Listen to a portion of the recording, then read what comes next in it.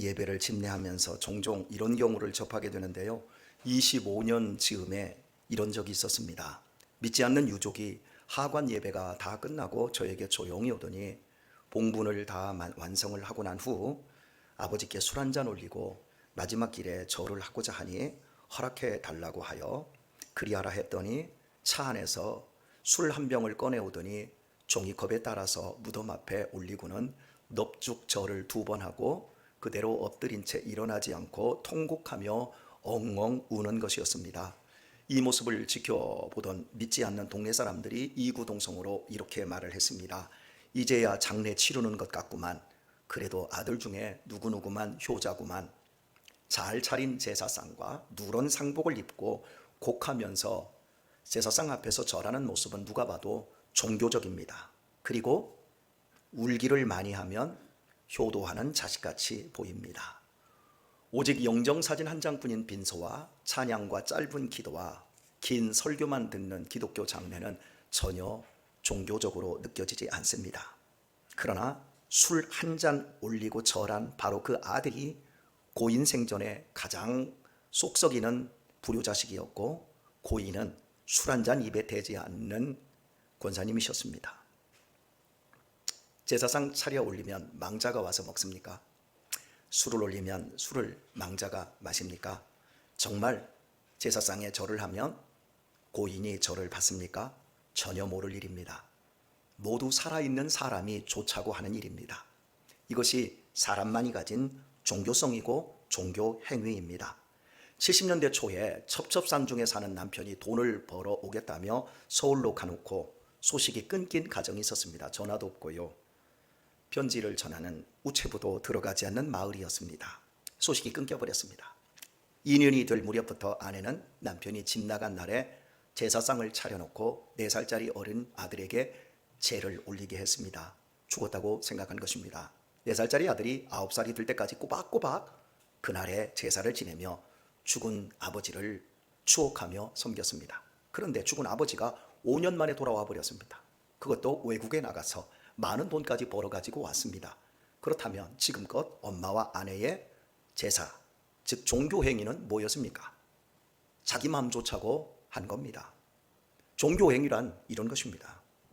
자기 좋자고 하는 거예요. 그럼 신앙행위란 무엇일까요? 반대인 거예요.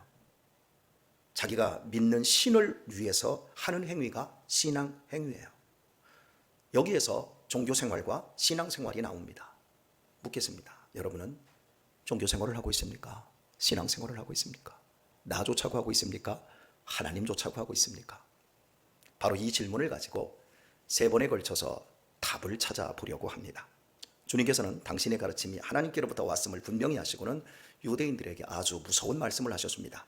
모세가 너희에게 율법을 주지 아니하였느냐? 너희 중에 율법을 지키는 자가 없도다. 너희가 어찌하여 나를 죽이려 하느냐? 유대 사회는 율법 사회였습니다. 모세로부터 율법을 받았고 무려 1400년 동안 율법을 지켜오고 있었습니다. 율법은 그 사회의 정체성이었습니다. 이러할진대 주님은 율법을 지키는 자가 없다고 선언하셨습니다. 또한 자기들은 율법을 지키기 때문에 토끼 한 마리도 죽이지 못하는데 당신을 죽이려 한다는 말까지 했습니다. 이에 대해 유대인들은 당신 귀신 들렸다. 누가 당신을 죽이려 한다는 것인가로 반응합니다. 유대 사회에서 가장 저주스러운 욕이 너 귀신 들렸다입니다. 이렇게 응수한 겁니다. 만약에 제가 제 아내와 부부싸움을 했는데 아내가 저에게 당신은 목사도 아니야 라고 한다면 제가 어느 정도 수긍할 것입니다. 그리고 저는 자신 있게 받아칠 것입니다. 그래, 내가 목사가 아니면 당신도 사모 아니야. 그러나 제가 전혀 알지도 못하는 사람이 예배 시간에 난입을 해서 당신 목사 아니야? 사입이야 라고 하면 어떨까요? 제가 가만히 있을까요? 여러분도 가만히 보고 있지 않을 것입니다. 미친 사람이라고 뭉개버릴 것입니다. 그리고 우리 마음속에 적개심이 생겨날 것입니다. 지금 현재 예수님 때문에 유대인들이 이런 상태입니다. 본문은 이런 배경입니다. 예수님은 열심히 율법을 지키고 있는 유대인들에게 왜 율법을 지키지 않느냐고 하셨을까요? 율법을 지키는 것에 대해 유대인들의 생각과 예수님의 생각에 근본적인 차이가 있었기 때문입니다. 유대인들은 율법을 지키는 것을 의를 쌓는 것으로 생각했습니다. 즉 종교 행위를 공을 쌓는 일로 여긴 것입니다. 종교 생활이 마일리지나 포인트처럼 구원받을 의의를 차곡차곡 정립하는 것으로 보고 있었던 것입니다. 그러므로 종교 행위를 열심히 하는 만큼 더 의로워지는 것이고 더욱 자기 자랑거리가 되는 겁니다. 특히 유대 사회의 핵심적 율법은 안식일이었습니다. 그런데 그들은 안식일을 아주 철저하게 지켰습니다. 이유는 철저하게 안식일을 지킴으로 자기들 전체가 그만큼 더 구원받을 공을 쌓고 축복의 포인트를 정립하게 된다라는 믿음을 가지고 최선을 다하고 있었습니다. 이것이 유대 전체 사회가 생각하는 율법에 대한 태도였습니다. 의의를 쌓는 종교 생활이 얼마나 고통스러운지 모릅니다. 놀러 가고 싶어도 억지로 참고 예배 드려야 됩니다. 우리 김 장로님 같은 분들 한 번을 교회를 안 빠지거든요. 다 참고 하는 일이에요. 안성에서부터 여기 오는데 아침부터 새벽부터 오잖아요. 다 참고 하는 일이에요. 잠이 쏟아지는 것을 참아가면서 기도를 합니다. 새벽 기도에 나오시는 분들, 잠이 넘쳐나서 나오시는 분들 한 분도 없어요. 율법을 지키는 게 얼마나 힘든 일인데요. 먹을 것을 먹지 않고요, 쓸 것을 쓰지 않고 헌금을 해요. 정말 사력을 다해서 하고 있어요. 그런데 예수라는 엉터리 청년이 너희들은 율법을 지키는 것이 아니라고 말한 겁니다. 온 힘을 다해서 하고 있는데 아니라고 부정을 내버리면 이게 얼마나 밉겠습니까? 내가 뺀질거리고 있고 헌금도 안 하고 있고 예배 생활도 안 하고 있고 주일에 놀러 갈 때 다 놀러 가고 어쩌다가 시간 나면 교회 오는 사람한테 너는 믿는 것도 아니야 라고 한다면 어느 정도 수긍이 가겠지만 최선을 다해서 달려오고 있는 이 사람들에게 너희는 가짜야. 얼마나 밉겠어요. 뿐만 아니라 그렇게 말하는 자기는 안식일에 병자를 고치면서 율법을 버젓이 여기고 있습니다. 자기가 할 일 못할 일 다 하고 있는 거예요. 유대인들 입장에서 봤을 때는 예수라는 청년이 율법을 지키지 않고 있는 겁니다. 그렇다면 예수님께서 가지신 율법을 지킨다는 것은 무엇일까요? 우리가 이걸 들여다봐야 돼요. 유대인들은 안식일이면 어떤 일도 안 하고 열심히 성전에 모여서 제사 드리고 율법도 낭독하고 기도를 했습니다. 그것이 율법을 지키는 것이라 믿었기 때문입니다. 그런데 예수님 편에서는 그것은 단지 너희 좋자고 하는 종교 행위에 불과하다라고 지금 말을 하고 있는 거야. 모두가 열심히 하고 있지만 거룩해 보이는 종교 행위가 하나님과는 아무런 상관이 없다라는 의미입니다. 우리 역시 예배 시간 잘 지키고 기도도 오래 하고 찬양을 은혜스럽게 부르며 그렇게 하면 믿음 좋다라는 인정과 칭찬을 받습니다. 그러나 우리의 이러한 종교 행위를 하나님이 인정하고 하나님이 기뻐하시고 하나님이 받으시냐라는 것은 다른 문제일 수 있습니다. 지금 일부 시간은 우리 오케스트라가 없습니다. 그런데 우리 2부에는 오케스트라가 여기 예배를 드리잖아요. 얼마나 연주를 잘합니까? 저는 개인적으로 무척이나 자랑스럽게 여깁니다. 우리 오케스트라가 예배를 섬기는 이 모든 모습을요. 어린데도 예배를 잘 드려요. 여기 다 앉아가지고 조그만 것들이 앉아서 저를 바라보면서 설교 듣는 그 모습이 얼마나 예쁜지 모릅니다. 하나님께서 우리 오케스트라에게 더 많은 축복을 주기를 소원합니다.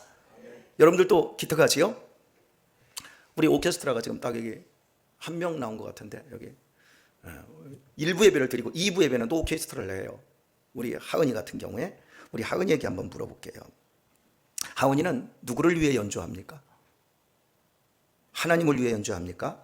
사람들에게 잘 보이기 위해 연주합니까? 하나님. 네, 그래요. 절대 시험 들지 마세요. 앞으로도 계속 하나님을 위해서 연주하세요. 알았어요? 자, 지금 고백을 했어요. 우리 영상 하나 보겠습니다. 오케스트라가 어떻게 예배를 드리는지 한번 보도록 하십시다. 여기 헌금 기도 시간입니다.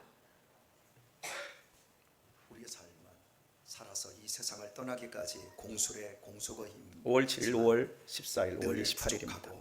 모자랍니다. 예수님을 만나기까지 절대로 채워지지 않는 우리의 욕망을 하나님의 말씀 안에 소원하며 두고 드려진 모든 예물들 위해 하나님의 기적과 믿음대로 약속대로 역사하시고 붙드시고 복내려 주옵소서. 예수님의 이름으로 기도하옵나이다. 어떻습니까? 우리 아이들이 정말 하나님을 의식하고 있는 것일까요? 사람을 의식하는 것입니까? 이런 모습이 하나님을 의식하지 못하는 종교 행위입니다. 여러분이 웃었지만 이는 오케스트라의 문제가 아닌 우리 모두의 문제입니다. 저 역시도 목사이지만 노예에서 임원으로 섬기면서 기도 시간에 오케스트라처럼 임원들과 귓속말을 해야 할 때가 많습니다. 여기 지금 앉아있는 다인이, 이 자리에 앉아있는 친구들도 여기에 다 나왔어요. 기도 시간에 열심히 컴퓨터 하고 있습니다. 여기 돌아다니는 사람 많아요. 아니, 하나님을 의식하지 못하면 여러분들 거기 앉아서 딴 생각, 딴 짓 하죠. 오케스트라 뭐라고 하지 마세요. 제가 노예에서 또 이렇게 방송부가 앉아서 기도 시간에 우리 오케스트라가 앉아서 옆 사람하고 좌담회를 하고 있고, 뭐 그렇다고 이게 믿음이 없는 것일까요? 오케스트라에 있는 최순주 학생도 분명 눈 뜨고 있었습니다. 최순주 학생이 믿음이 없을까요? 아닙니다. 우리 교회에서 자발적으로 새벽 기도에 나오는 유일한 학생입니다. 지난 한 주간도 한 번을 빠지지 않고 나와서 다섯곳이 앉아 예배를 드렸습니다. 너 교회 왜 나오냐 하면 잠이 안 와서요. 잠이 안 와도 교회에 나올 일이 있어요. 믿음이 없으면 못 나오는 거예요. 오케스트라 대부분의 아이들이 열심히 금요 예배에 나옵니다. 우리 하은이 같은 경우는 일부 예배 이렇게 나와서 반주하고 또 여기 앉습니다. 2번의 설교를 듣습니다. 같은 예배를 2번 합니다. 얼마나 힘겹겠습니까? 우리 대부분의 성도님들보다 훨씬 열심히 하고 있으니까 이거 봤다고 얘네들 믿음 없다고 여러분 하시면 안 돼요. 판단하지 마세요. 기도 시간에 눈 뜬 것만을 가지고 신앙이 좋다 나쁘다, 진짜다 가짜다 판단하지 말란 말이에요. 중요한 것은 이것입니다. 예배 시간에 경건하게 기도와 찬양으로 종교 행위를 하지만 우리끼리의 칭찬으로 끝날 수 있다는 것을 주제해야 되는 거예요. 이렇듯 종교적 행위 그 자체로는 신앙의 참 여부가 가름되지 않습니다. 가짜인지 진짜인지 가려지지 않습니다. 그러므로 우리의 종교적인 형식은 2가지 관점이 존재합니다. 하나님께서 기뻐하시는 종교 형식이 있을 수 있고 하나님과 전혀 상관없는 종교 형식이 있을 수 있습니다. 즉 하나님께서 기뻐하시고 받으시고 복 주시는 신앙 행위가 있고 자기만 좋은 종교 행위가 있습니다. 예수님의 지적은 바로 이것입니다. 유대인들은 하나님은 안중에도 없고 사람만 의식하는 종교 행위를 하고 있는 것입니다. 여러분은 언제 하나님이 우리를 보신다고 생각합니까? 지금 이 시간 예배할 때 하나님이 지금 이 종교 행위가 이루어지고 있는 이 공간에서 하나님이 우리를 보시고 계시고 다른 공간에서는 하나님이 안 보고 계시다고 느끼십니까? 이 공간 속에 이 예배라고 하는 형식 속에서만 하나님이 집중적으로 우리의 예배를 듣고 계신다고 느끼시죠? 이 부분과 관계되어 주님의 말씀을 확인하겠습니다. 마태복음 6장 1절로 6절의 말씀을 제가 읽겠습니다. 사람에게 보이려고 그들 앞에서 너희 의를 행치 않도록 주의하라. 그렇지 아니하면 하늘에 계신 너희 아버지께 상을 얻지 못하느니라. 그러므로 구제할 때에 외식하는 자가 사람에게 영광을 얻으려고 회당과 거리에서 하는 것 같이 너희 앞에 나팔을 불지 말라. 진실로 너희에게 이르노니 저희는 자기 상을 이미 받았느니라. 너는 구제할 때에 오른손에 하는 것을 왼손이 모르게 하여 네 구제함이 은밀하게 하라. 은밀한 중에 보시는 너희 아버지가 갚으시리라. 또 너희가 기도할 때 외식하는 자와 같이 되지 말라. 저희는 사람에게 보이려고 회당과 큰 거리 어귀에 서서 기도하기를 좋아하느니라. 내가 진실로 너희에게 이르노니 저희는 자기 상을 이미 받았느니라. 너는 기도할 때에 네 골방에 들어가 문을 닫고 은밀한 중에 계신 네 아버지께 기도하라. 은밀한 중에 보시는 네 아버지께서 갚으시리라. 구제와 기도의 핵심은 사람에게 보이기 위해 하지 말고 은밀한 중에 계신 하나님께 하라입니다. 마태복음 6장 16절부터 18절 말씀도 제가 읽겠습니다. 금식할 때에 너희는 외식하는 자들과 같이 슬픈 기색을 내지 말라. 저희는 금식하는 것을 사람에게 보이려고 얼굴을 흉하게 하느니라. 내가 진실로 너희에게 이르노니 저희는 자기 상을 이미 받았느니라. 너는 금식할 때에 머리에 기름을 바르고 얼굴을 씻으라. 이는 금식하는 자로 사람에게 보이지 않고 오직 은밀한 중에 계신 네 아버지께 보이게 하려 함이라. 은밀한 중에 보시는 네 아버지께서 갚으시리라. 금식의 핵심 역시 사람에게 보이지 않고 은밀한 중에 계신 하나님께 구하라입니다. 구제와 기도, 금식은 대표적인 종교행위이자 종교 형식입니다. 신앙 좋은 사람들에게 당연한 경건 생활입니다. 하지만 결과적으로 사람에게 보이고 사람에게서 인정받기 위한 수단으로 끝날 수 있습니다. 그래서 주님께서 강조하신 것이 은밀함입니다. 모두 은밀히 할 때만 응답하신다고, 모두 은밀하게 할 때만 상 주신다고 말씀하고 있습니다. 다른 사람들이 보면 안 된다라는 말이 아닙니다. 기도하고 구제하고 금식하는 것을 남들이 얼마든지 볼 수 있습니다. 보면 덕이 되는 겁니다. 문제는 그걸 하는 사람이 하나님께 보이려고 하는 목적이 아니라 일부러 사람에게 보이려고 하는 것이 목적이 되는 데 있습니다. 저는 목사입니다. 우리 가운데 장로님, 권사님 있고 안수 집사와 서리 집사님들이 있습니다. 묻습니다. 이 직분자들에게 제가 묻습니다. 우리가 하나님 보실 때도 정말 목사, 장로님, 권사님, 안수 집사님, 서리 집사님 맞습니까? 우리끼리는 맞습니다. 그러나 정말 직분에 맞는 사람인지는 우리를 은밀히 지켜보고 계시는 하나님만 아십니다. 신앙과 관계되어 나의 정체성을 가장 쉽게 확인할 수 있는 방법은 혼자 있을 때입니다. 나 혼자 집에 있을 때 나는 무엇을 합니까? 기도합니까? 성경 읽습니까? 교회를 염려하고 있습니까? 하나님 아버지의 마음을 품고 믿지 않는 영혼들에 대해 안타까운 마음으로 고민하고 계십니까? 교회의 머리는 예수님이시기에 싫든 좋든 누가 보든 안 보든 1순위로 교회 일에 협조하며 충성하고 헌신하십니까? 그렇다면 그분은 하나님이 기뻐하시는 진짜 목사요, 장로요, 권사요, 집사님 맞습니다. 하나님의 자녀 맞습니다. 구원받은 사람 맞습니다. 그러나 나 혼자 있을 때 하나님은 전혀 의식되지 않고 안중에도 없고 종일 스마트폰으로 게임과 드라마와 영화만 즐깁니까? 뭘 먹을까 고민하고 돈 걱정, 살 빼고 얼굴 고치고 어떻게 놀까만 생각하고 있습니까? 그렇다면 하나님께서 인정해 주시는 목사 아닙니다. 하나님께서 인정해 주시는 장로, 권사, 집사 이기는 매우 어려운 일입니다. 대표 기도할 때 하나님의 영광을 구하고 그렇게 교회를 염려하며 사랑과 전도를 말한 것은 무엇입니까? 그렇게 은혜스러운 얼굴로 주님만 사랑하겠다고 찬양 드린 것은 무엇입니까? 종교 행위로 연기한 것인가요? 그렇다면 장차 지옥을 피하지 못할 것입니다.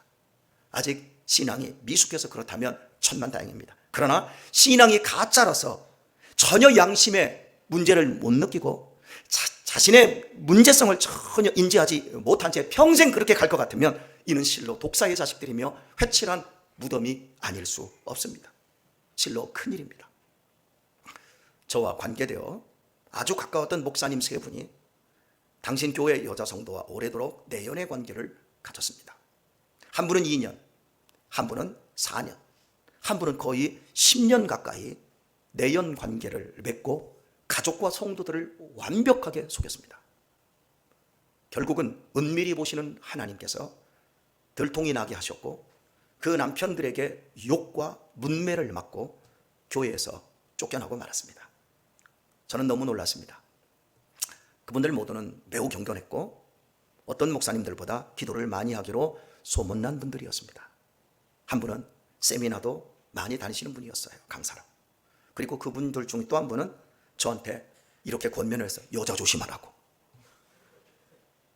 저한테 조언을 해주셨어요. 그래서 그때부터 여자 조심한다고 제가 웬만하면 청년들 학생들도 개인적으로 안 만나고 우리 목양실에서 제가 만나더라도 문을 열어놓고 만나지 않습니까? 그분이 여자 조심하라고 해서 그래서 매우 놀랐어요. 저는 매우 놀랐지만 그분들에게 실망이나 목사가 어떻게 그렇게 할 수 있냐는 비판을 하지 않았습니다. 그리고 그 이후에도 그 목사님들을 계속해서 만나고 있습니다.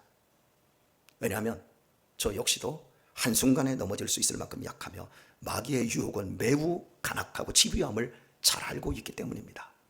그러나 이것만큼은 분명합니다. 그분들이 간음죄를 범했을 때는 예배 시간이 아니었습니다. 종교 행위가 이루어지는 공간 안에서 그분들은 간음을 하지 않았습니다. 그분들의 간음은 남의 눈을 의식할 필요가 없을 때 일어났습니다. 그분들은 오랜 시간 동안 하나님과 상관없는 목사이자 종교 위선자였습니다. 자칫 목사지만 지옥으로 떨어질 뻔했습니다. 이런 그들을 하나님은 그 죄에서 들키게 하시고 그 죄에서 구원해내셨습니다. 죄는 들통이 나야 됩니다. 숨겨져 있는 그 간악한 것 들통나지 않으면 지옥에 떨어지는 겁니다. 결국 죄가 들통나서 만천하에 부끄럽게 되었지만 그분들은 죄인으로 철저히 회개하고 낮아졌습니다. 오직 그리스도의 십자가를 붙잡는 그분들의 24시간은 이제 하나님을 의식하는 삶이 되었습니다. 그분들이 사모와 자녀들에게 준 상처와 기억은 씻어지질 않아요. 사모에게 죄인이고 그 어린 자녀, 어렸을 때 그 이루어진 그 일로 인하여 다 큰 딸들이 그 아버지를 바라보는 것 얼마나 수치스러운 상처입니까?